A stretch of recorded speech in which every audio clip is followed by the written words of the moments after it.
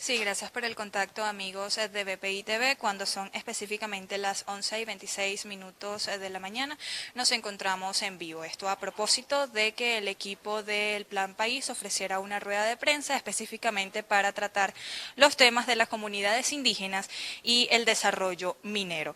Quienes van a ofrecer esta rueda de prensa, John Goicochea, coordinador técnico del área de energía de Plan País, y también la diputada María Gabriela Hernández, presidenta de la Comisión de Ambiente de la Asamblea Nacional. Vamos a escucharlos.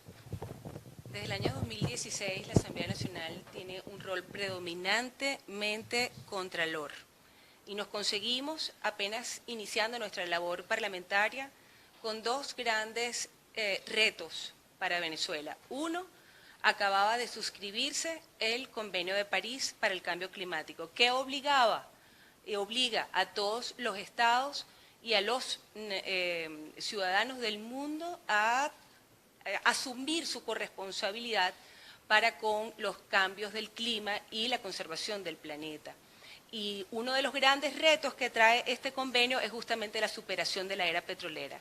Para un país que depende del petróleo en sus mayores capitales, pues esto representa un reto. Sin embargo, es un reto realizable, dado que también tenemos experiencia de otros países que lo han logrado hacer. Pero el mundo se encamina de manera muy rápida por protección del propio planeta y de la humanidad hacia la superación de la utilización de los combustibles fósiles, y eso es un reto que tiene Venezuela ante sí, que obliga a romper paradigma y que nos obliga a organizarnos tanto legislativamente como desde el punto de vista de nuestras comunidades para asumir esos compromisos. Por otra parte, nos conseguimos, apenas entramos, con un proyecto minero de Nicolás Maduro, que había sido abandonado por el antiguo gobierno de Hugo Chávez Frías, denominado el Arco Minero del Orinoco, sobre 111.000 kilómetros cuadrados de territorio venezolano, sobre parques nacionales, sobre territorio protegido por la UNESCO, sobre territorios ancestrales, con, digamos, culturas y venezolanos de origen antiguo.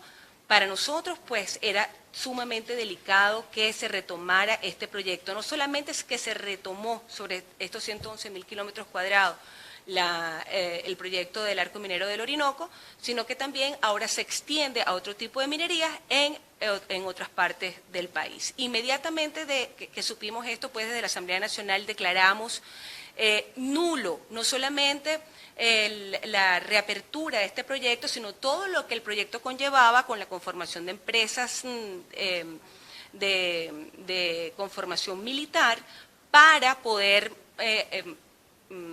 asumir esos proyectos mineros.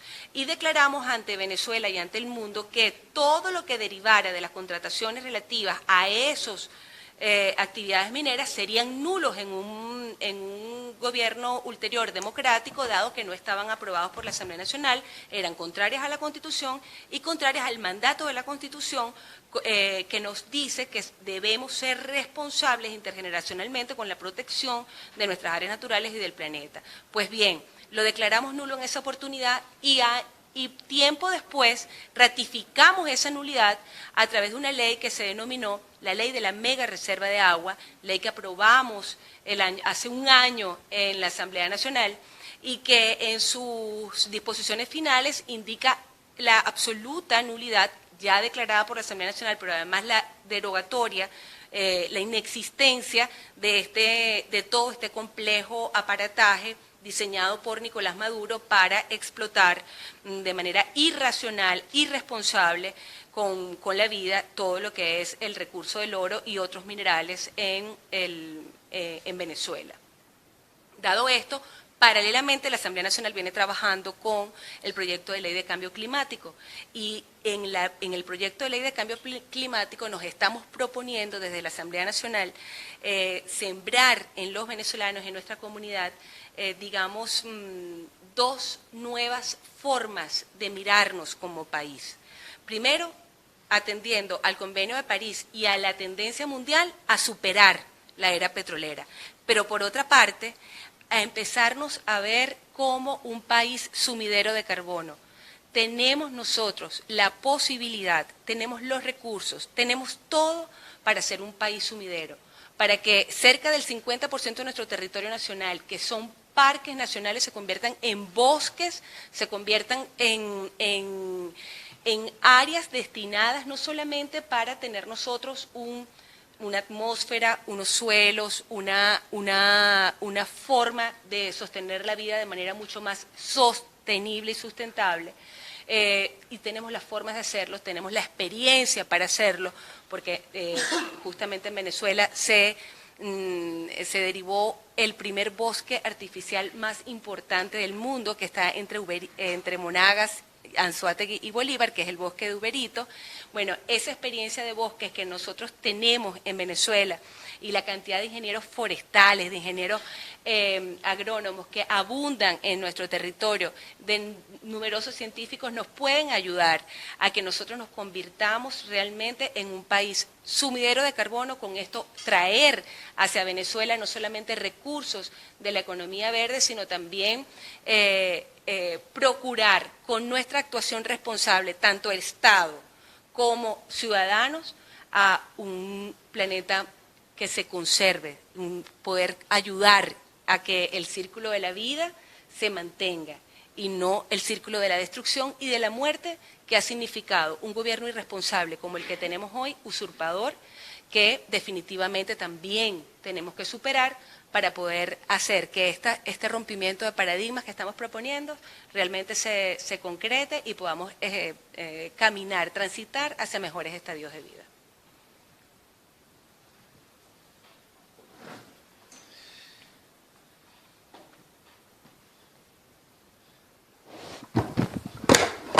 Bueno, el desastre. Miren, yo quisiera primero dar las gracias por estar aquí a todos ustedes y por el enorme seguimiento, el acompañamiento y el cariño que le han puesto al Plan País, que también ha sido una propuesta hecha con mucho cariño para los venezolanos. Y antes de empezar a hablar de la materia en cuestión, quisiera honrar la memoria de los indígenas que fueron masacrados el pasado viernes 22, precisamente por la mafia, por el desgobierno, por la violencia y por la falta de soberanía, por la falta de presencia estatal en el sur del país. En Icabarú, el 22 de este mes, el viernes pasado, aproximadamente a las 7 de la noche, ocurrió una masacre llevada a cabo por la Banda del Ciego. La Banda del Ciego no es sino una más de las muchas bandas que operan en el sur del estado Bolívar, de Amazonas también, y que pretenden hacerse dueños del territorio venezolano para la explotación ilegítima e irresponsable de nuestros minerales. Estas bandas vienen acompañadas de tráfico de drogas, vienen acompañadas de lavado de dinero, vienen acompañadas de corrupción y de connubio con algunas autoridades del ilegítimo gobierno de Nicolás Maduro. 8 muertos comprobados. Todavía se desconoce si hay más en Icabarú. Cadáveres en descomposición que pasaron, en algunos casos, más de 2 días para ser trasladados a su lugar final, a su destino final. De ello tuvo conocimiento el gobernador del estado Bolívar, Justo Noriega, quien llegó allí, al lugar, y sin embargo dejó en estado de indefensión a las familias de aquellas personas que fueron asesinadas y, por supuesto, al resto del estado Bolívar, que hoy sufre de la mafia y que hoy sufre el atropello que representa un territorio sin ley. No hay manera de desarrollar la minería en Venezuela si no hay primero un plan de seguridad para los estados del sur. No hay forma de desarrollar minería responsable si no hay soberanía. Lo que estamos jugando hoy en el sur de Venezuela no es solamente una tragedia humana de proporciones gigantescas, no es solamente un ecocidio de proporciones gigantescas, quizá el mayor ecocidio que se está viviendo en el mundo hoy se está viviendo en el Amazonas. Y en los estados del sur de Venezuela, incluido el estado Monagas, donde es diputada la diputada María Gabriela, que nos acompaña hoy. Lo que está ocurriendo en el sur sencillamente va a evitar cualquier desarrollo, porque no hay empresa internacional ni nacional seria que vaya a ir a ejercer minería en el sur de Venezuela si no hay antes un saneamiento de lo que allí está ocurriendo en términos delictivos.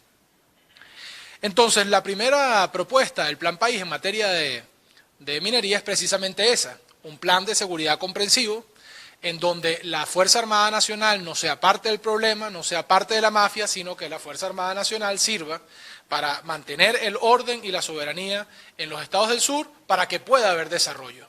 Hoy, dentro de las mafias, como la del ciego, que no es la única, sino una de muchas, están haciendo vida los efectivos de la Guardia Nacional. ¿Por qué no se pone orden? Porque es una mafia de la que forman parte los efectivos de la Guardia Nacional. Y si hay, como estoy seguro que hay, guardias nacionales, efectivos del ejército, responsables y honestos, que quieren ponerle fin a esa situación, son esos efectivos los que son más perseguidos y son ellos precisamente los que corren más peligro. Es decir, el funcionario honesto, el funcionario que le preocupa lo que está pasando, es aquel que está siendo asesinado, es aquel que está siendo torturado y aquel que está siendo acallado por medio de las amenazas. Una segunda visión importante, fuera de este tema de seguridad, es precisamente el tema de la reconstrucción administrativa del Estado venezolano para atender el tema de la minería. La CBG ha sido por muchas décadas, o fue por muchas décadas, orgullo de los venezolanos. La CBG fue construida a la par que fue construida la propia civilización, o sea, la propia civilización en el sur del país. Ciudades enteras como Puerto Ordaz fueron planificadas. Se hicieron enormes esfuerzos y enormes adelantos de la ingeniería en todos los ámbitos. Por ejemplo, el Guri, ¿no?, que fue el gran orgullo de los venezolanos, en su momento la presa más grande del mundo, posteriormente la segunda, pero sin duda alguna la obra de ingeniería más importante en materia energética de América Latina y de buena parte del mundo en desarrollo. Aquella obra de quienes vieron el futuro con claridad, de quienes no escogieron hacer lo más barato, no escogieron hacer lo más fácil, sino que de los que pensaron en Venezuela para hacer las cosas bien y para siempre. Eso fue el sur en Venezuela. Eso fue Guayana en Venezuela. La visión de la CBG modernizadora, la visión de un Puerto Ordaz organizado, la visión de un sur que atrajo a cientos de miles de personas, a cientos de miles de profesionales en todos los ámbitos y que creó la percepción de un desarrollo, de una democracia vibrante que se entendía a sí misma como civilizadora, como pacificadora y como dadora de desarrollo. Hoy esa CBG se ha convertido en una cadena más de las muchas mafias que gobiernan en el sur. La CBG ha perdido su capacidad de producción.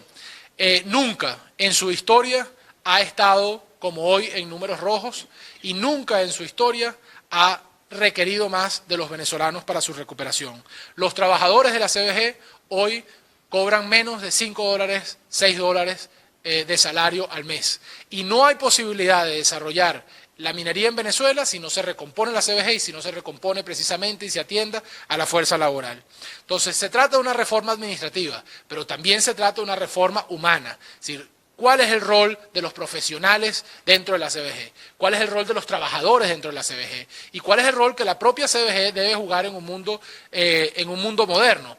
No estamos planteando volver a una CBG que construya carreteras, que recoja la basura, no. Estamos planteando un holding moderno de empresas que tengan también participación del sector privado, de empresas que puedan trabajar de la mano con el sector privado y de empresas que se tecnifiquen para que más nunca la política dicte la lógica comercial de las empresas como dentro de la CBG. Por otra parte está el tema de la recuperación eléctrica. Aunque nosotros hagamos las reformas administrativas que se deben hacer en la CBG, si no hay una recuperación de la capacidad de generación y de distribución del sector eléctrico, nunca habrá minería en Venezuela, especialmente lo que alude a la minería del aluminio, porque requiere grandes cantidades de electricidad de calidad y electricidad a unos precios que permitan que nuestra industria sea competitiva. La CBG también es responsable del Guri y el desarrollo eléctrico del sur. nosotros tenemos que replantearnos no solamente el funcionamiento de lo que hay, sino el funcionamiento del modelo. No podemos plantearnos la reconstrucción del sistema eléctrico venezolano desde el punto de vista de los hidrocarburos. Esto que hicieron, esta gran estafa en donde se llevaron más de 2.000 millones de dólares poniendo plantas termoeléctricas a lo largo de todo el país, que requieren hoy un diésel que no hay, que requieren hoy un gas que no hay, que requieren hoy un combustible que no hay, tenemos que revisarlo. Y el desarrollo eléctrico no solamente debe ser en fortalecimiento de nuestro sistema hidroeléctrico. Por cierto, Venezuela fue uno de los países con un mix de electricidad más limpios del hemisferio occidental. Y si no fuese por el desastre, todavía lo sería. Nosotros tenemos que replantearnos energías limpias en el sur. Tenemos que desarrollar energía eólica, energía solar. Tenemos que seguir fortaleciendo nuestro sistema hidroeléctrico. Es decir, aprovechar la crisis que tenemos para replantear el patrón de consumo y el patrón de generación que tenemos en el sur y en el resto de Venezuela. Ahora, si no lo hacemos de forma eficiente, no habrá minería.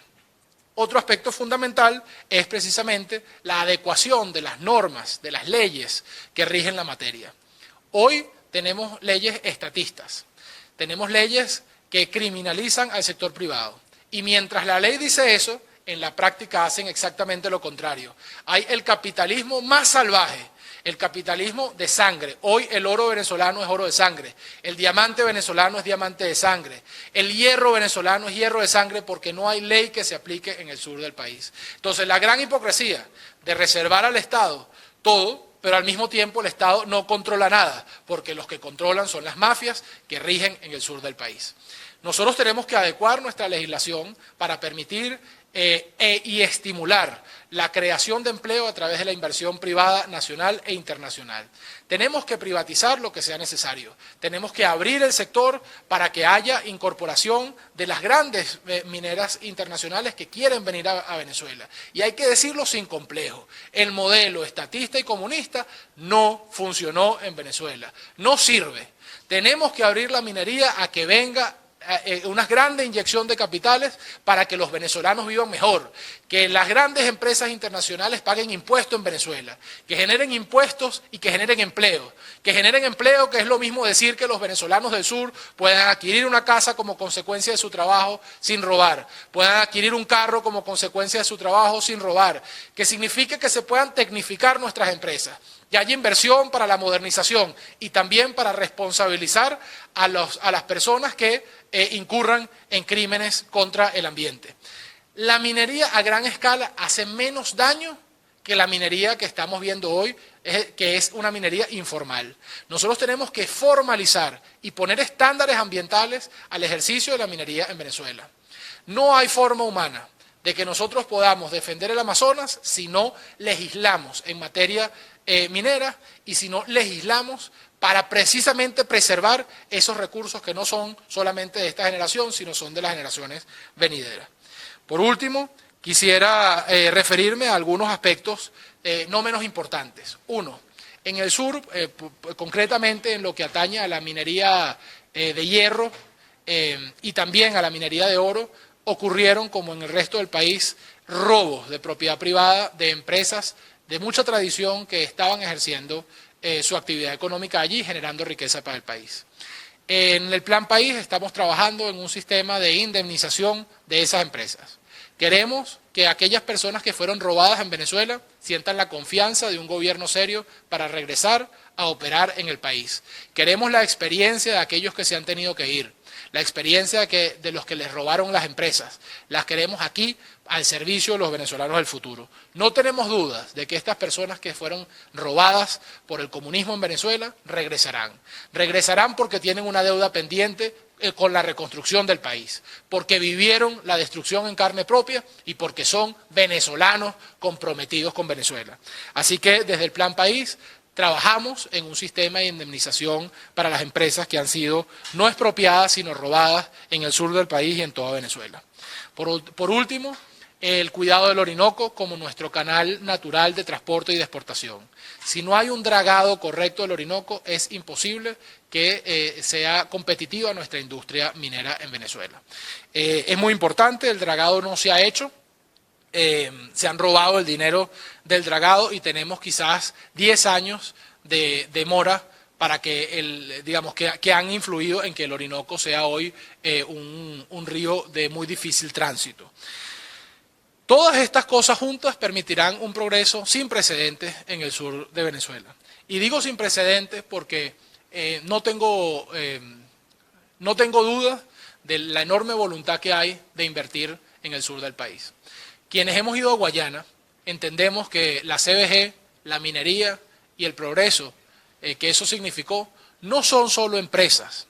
Para la gente del sur, esa es su vida. No son empresas del Estado. Cuando uno habla con un guayanés de la CBG, le parece a uno tiene la impresión de que está hablando de una empresa que es de su papá, que es de su familia. Los guayaneses están vinculados históricamente, tradicionalmente, con esas empresas. Hay amor puesto en esas empresas, hay expectativa, hay esperanza.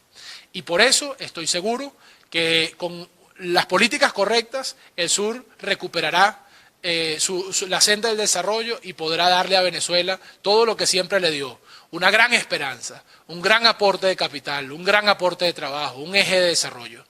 Los venezolanos somos capaces de reconstruir la economía, los venezolanos somos capaces de superar la crisis, somos capaces de pasar de un salario de $5 a un salario de $500 en menos de una década, somos capaces de no tener carros, de no tener vivienda, a ser ejemplo en América Latina de expansión, somos capaces de crecer al 15% desde una economía que hoy decrece al 40%, al 30%, somos capaces de controlar la inflación, somos capaces de que en las Navidades no falte un pernil, una hallaca, de que no falten los estrenos, somos capaces de que nuestros hijos vuelvan a casa, somos capaces de vivir en familias que quieran vivir en Venezuela, no tengan duda de eso. Y estamos trabajando desde el Plan País para esa visión de futuro de la Venezuela que queremos y que merecemos. Muchas gracias.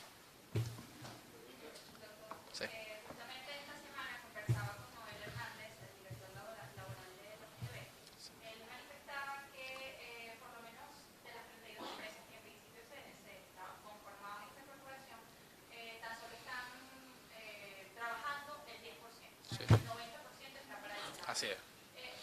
¿Cómo hacer para que todas estas empresas vuelvan a poder trabajar dentro de Venezuela, a creer en el país y a producir dentro de Venezuela? Y también resaltaba el caso de la extracción de oro que está sacado ilegalmente por Camino Real. Sí.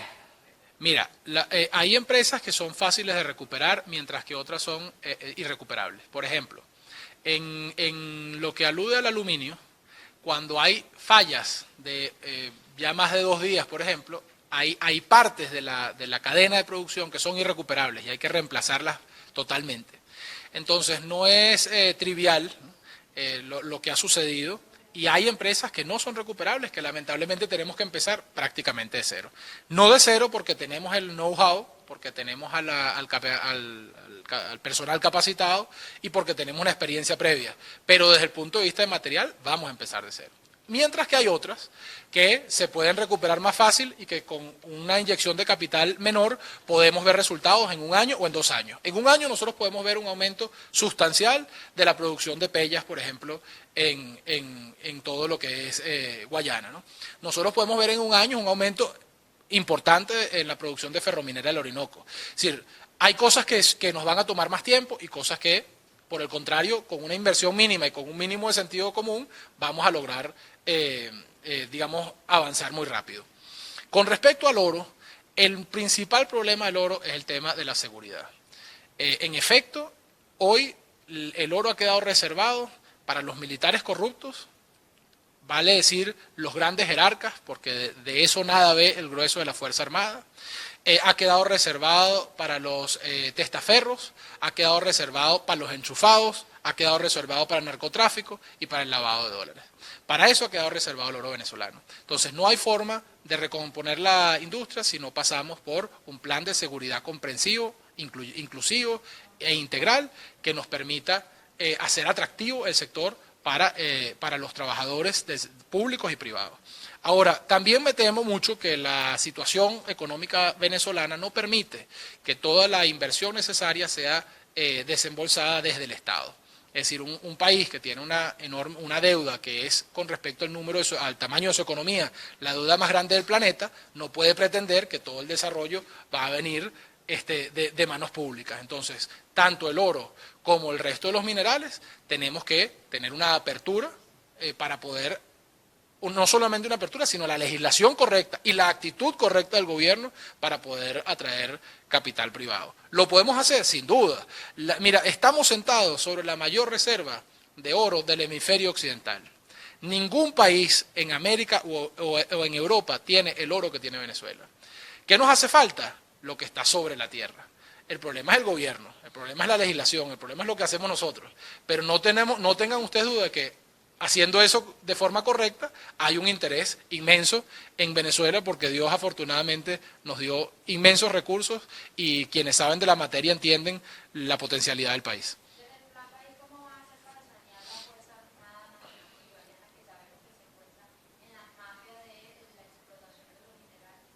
Bueno, no es una pregunta fácil y hay todo un área del Plan País específicamente trabajando en materia de seguridad. Sin embargo, quiero adelantar que este grupo ha venido trabajando desde hace ya 6 o 7 meses de forma muy seria y muy sistemática para abordar el problema de forma integral. Evidentemente, pasa por una reconstrucción de los altos mandos de la Fuerza Armada, que son los que están implicados aquí. Y también por una formación distinta de los cuadros medios y los cuadros bajos, que no pueden ver en el ejemplo de los ladrones, ¿no? su imagen, digamos, la expectativa a seguir.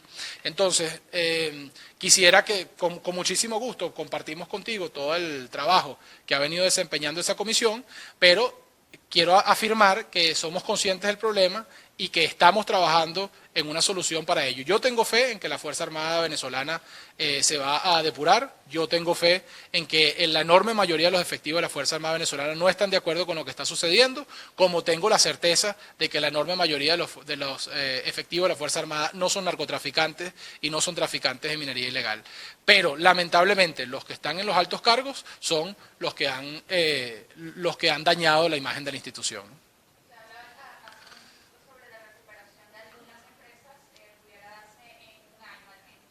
Sí. Sí, bueno, por ejemplo, mira, da miedo en algunos casos, ¿no? Por ejemplo, en el caso del aluminio, nosotros hemos hecho el estudio por cadena de producción, ¿no? O sea, no es lo mismo lo que se requiere para hierro y acero que lo que se requiere para aluminio, que lo que se requiere para oro o minerales varios, ¿no? Entonces, por ejemplo, en materia de aluminio la inversión es gigante. Estamos hablando de más de mil millones de dólares, nada más en el tema de la generación eléctrica, para poder empezar a producir aluminio de forma estable, ¿no? En el caso de hierro es menos. Los números de hierro son muy nobles, porque Ferrominera del Orinoco, con una inversión de 100, 200 millones de dólares, puede hacerse mucho con eso. No quiere decir que con eso se soluciona el problema, pero quiere decir que con eso podemos empezar a avanzar y podemos empezar a facturar para reinvertir el siguiente año e ir creciendo. ¿Es posible llegar a esos montos? Sin duda alguna. Nosotros tenemos un trabajo que hemos venido haciendo con la Junta Directiva de la CBG, el doctor Castells y el resto de los directores. Tenemos ya acercamientos con diferentes fondos que quieren invertir en Venezuela. Por supuesto, llegado el momento, se hará de la forma como dicta la ley y se abrirán las opciones para que, de acuerdo a la ley de procesos administrativos y la ley de administración pública, se realicen los procesos correspondientes. Pero ya han manifestado inversionistas de gran calado internacional, ya han manifestado su voluntad de venir a Venezuela a participar en uno de estos procesos legales, como los mencionaba anteriormente. Entonces, no tenemos duda de que el problema de la minería, como el problema del país, tiene nombre y apellido: Nicolás Maduro. Cuando en Venezuela haya democracia, en Venezuela va a haber progreso. No tengo duda. Sé del esfuerzo enorme que está haciendo la directiva de la CBG Internacional.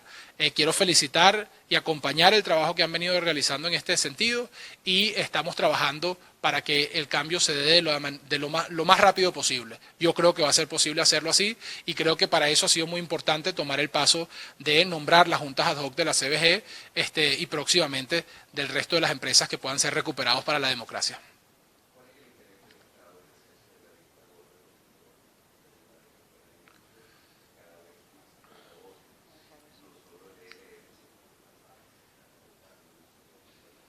Bueno, yo preferiría decir que el interés no es del Estado venezolano, sino de la dictadura de Nicolás Maduro. El interés no es otro que el interés económico que les representa. ¿Quiénes son los concesionarios de esas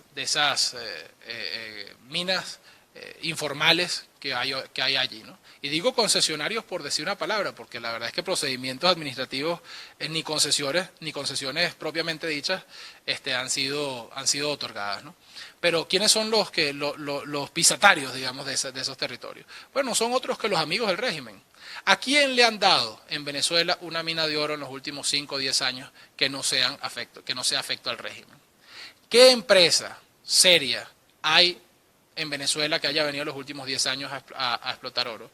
¿Quién que no tenga un vínculo de negocio con el gobierno actual o con la dictadura actual no, se ha visto beneficiada de la actividad económica del sur? Ninguno. Entonces, evidentemente no es que la dictadura se haga de la vista gorda, es que la dictadura participa de este negocio, es parte sustancial de este negocio, es su negocio. Y además, ante la destrucción de la industria petrolera, es al negocio al que le están apostando estratégicamente para poder mantener su gobierno mientras el resto de los venezolanos pasan hambre. O sea, la importancia estratégica que ellos le han dado al sur y a este esquema mafioso de producción es inmensa, porque ellos saben que la recomposición de la industria petrolera es muchísimo más costosa y muchísimo más, digamos, requiere de una complejidad técnica o de un manejo técnico mucho más difícil de obtener cuando eres un gobierno aislado y cuando eres un gobierno, digamos, paria del resto del mundo. Entonces, ellos tienen un interés estratégico y no solamente se hacen de la vista gorda, sino que participan, promueven y defienden lo que está sucediendo en el sur.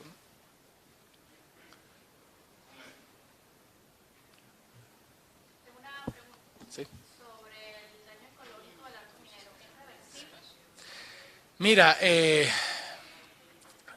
puede ser que el daño ecológico que haya en el arco minero ya afecte a una proporción en el área venezolana, ¿no? O sea, es decir, no estamos hablando de todo el Amazonas, sino del arco minero venezolano. Puede ser que ese área ya sea mayor del territorio total de Bélgica, por ejemplo, ¿no? Es decir, lo que está afectado es más grande que un país europeo. Entonces, no es fácil de revertir, ¿no? Yo creo que con el esfuerzo de varias generaciones es reversible, pero lo urgente ahora es que no siga creciendo, ¿no? Que se detenga en seco. ¿Eso es posible? Sí. ¿Necesitamos ayuda internacional? Sí. Y necesitamos sobre todo conciencia de los venezolanos. ¿Qué tipo de desarrollo minero necesitamos en Venezuela? Uno que sea sostenible. ¿Eso existe? Bueno, tenemos que buscar la manera de que exista. ¿Eso es posible financieramente, económicamente? Tiene que ser posible financieramente y económicamente, porque si no, es pan para hoy, hambre para mañana. La CBG tiene que tener una visión verde, una visión amigable con el entorno y sobre todo una visión responsable con las nuevas generaciones. ¿Es posible? Claro que sí.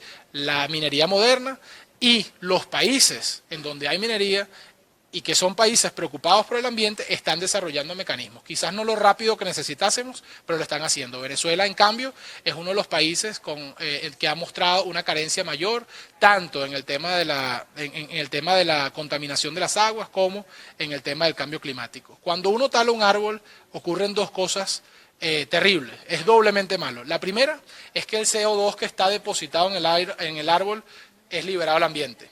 La segunda es que se interrumpe el proceso de transformación de CO2 en el ambiente que de otra manera el árbol, por vía fotosíntesis, hubiese generado.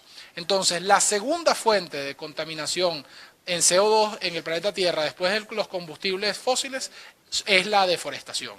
Es decir, no es menor el daño que se está haciendo y la contribución que tristemente estamos haciendo al cambio climático los venezolanos y debo decir también los países vecinos.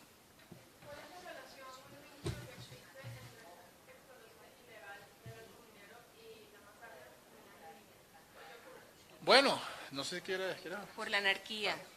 Así como en toda Venezuela carecemos hoy de un Estado de Derecho, de normas claras, de la vigencia de la Constitución y del cumplimiento de las garantías constitucionales de la vida y de los derechos de los ciudadanos, así como lo apreciamos aquí en Caracas, hacia el sur de Venezuela, exponéncialo. O sea, no hay allá institución alguna que garantice la vida y los derechos de un ciudadano. No hay forma de garantizarlo por la anarquía y por la predominancia de grupos irregulares, anárquicos, incluso si bien están auspiciados y permisados por la dictadura, ni siquiera la misma dictadura hoy obedecen. Sí, y en este caso específico, esta banda del Ciego fue a Icabarú a buscar al jefe de una mina. O sea, es decir, la razón por la que esta banda cometió esta masacre fue porque específicamente estaba buscando al jefe de la mina para hacerse el control de la mina, porque como son mafias, es como una cárcel, es como un pranato, ¿no? O sea, la minería en Venezuela es un pranato. Hay un pran que va y busca a otro, lo mata y se queda con su cuota, ¿no?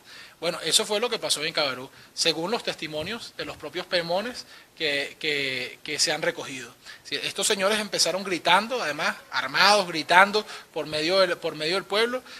Bueno, ¿dónde está fulano? Ahora no tengo el nombre, pero te lo hago llegar, que era el jefe de una mina cercana, ¿no? Entonces, bueno, es triste que este gobierno, esta dictadura, que ha hecho tanta publicidad y que ha manoseado tanto el concepto del indigenismo venezolano, sea el que hoy está masacrando pemones en el sur del país. Yo creo que nosotros nos debemos, por nuestra propia venezolanidad, por respeto a nuestras raíces, nos debemos subirle el volumen y llamar la atención sobre estos hechos, y por eso hoy hemos querido acompañar el sentimiento del pueblo pemón y acompañar la denuncia que se ha hecho desde diferentes sectores en el país. Y quisiera que pudiéramos ver la relación entre varias cosas de las que ha hablado John y mi persona en esta mañana. Estamos hablando del desarrollo del sur, ciertamente, y ha dicho John correctamente que para eso se requiere energía. Para Venezuela la energía es hidráulica en su gran mayoría, el 70% de la energía que consumimos es hidráulica, o sea, proviene de las fuerzas de las aguas, de las fuerzas que se generan en el sur de Venezuela. ¿Okay? Para desarrollar energías alternas limpias se requiere años e inversión. ¿Se puede hacer? Sí, pero se requieren años e inversión. Mientras tanto estamos dependiendo de la energía hidráulica, de la energía de las aguas. Esas aguas nacen, sus nacientes, su cauce, su fuerza deviene justamente de las áreas que hoy están siendo explotadas por la minería, de manera irresponsable, de manera anárquica, de manera no sustentable. ¿Esto qué va a traer como consecuencia? ¿Qué nos está trayendo como consecuencia? Que la cantidad de agua que se requiere para generar la energía ya no la vamos a tener. No estamos hablando ya ni siquiera de la calidad del agua que hoy está afectada por mercurio. No estamos hablando de la calidad, de la que tú puedes beber, no. Estamos hablando de la cantidad de agua que se requiere para producir la energía que requerimos los venezolanos para la reconstrucción, para la vida también. Esa energía no va a ser posible, si continuamos con la destrucción, la devastación que se está produciendo en el sur de Venezuela, porque sencillamente acabando con los cauces y con el caudal de las aguas, pues no habrá represa, no habrá agua para la represa, no habrá fuerza para las turbinas que generan nuestra energía. Eso es fundamental, pero también el hecho de que en toda esa vasta área, si bien la naturaleza, y respondiendo a tu pregunta, tiene una capacidad de resiliencia importante, es decir, que se regenera, para el nivel de destrucción que hoy, de devastación que hoy estamos viendo en el sur, pues requerirá de una firme voluntad política del Estado venezolano, de una firme conciencia ciudadana, para que podamos inyectarle fuerza a esa resiliencia y poder restaurar mucho de lo que hoy está destruido, pero además crear aún más, porque el mundo, la humanidad, requiere hoy de mucho más recursos que pueda mitigar el calentamiento global y que nos permita adaptarnos a los cambios climáticos irreversibles que tenemos. Gracias, muchísimas gracias por su tiempo. Bien, amigos de BPI TV, escuchamos entonces parte de las declaraciones de la diputada María Gabriela Hernández y de John Goycochea como coordinador técnico del área de energía para el Plan País. Aseguraban que estas mafias en estos estados mantienen azotadas a las comunidades indígenas y frenan la posibilidad de que haya un desarrollo en estas áreas. Además, se pronunciaron y lamentaron la masacre ocurrida en la comunidad Pemón y Cabarú, en la Gran Sabana.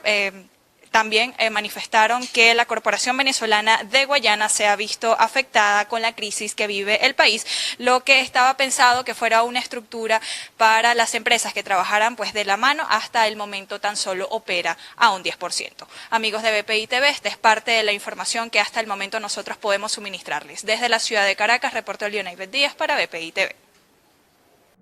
Esta transmisión es presentada por...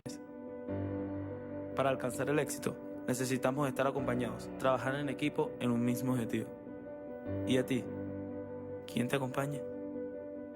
Salvador Peluquería. Visítanos en Maracaibo, Ciudad Ojeda, Acarigua, Santa Bárbara del Zulia, Paraguaná, Panamá, República Dominicana, Miami, Curazao y próximamente en Italia. Only for Men. Centro San Ignacio, nivel Blandín, Caracas.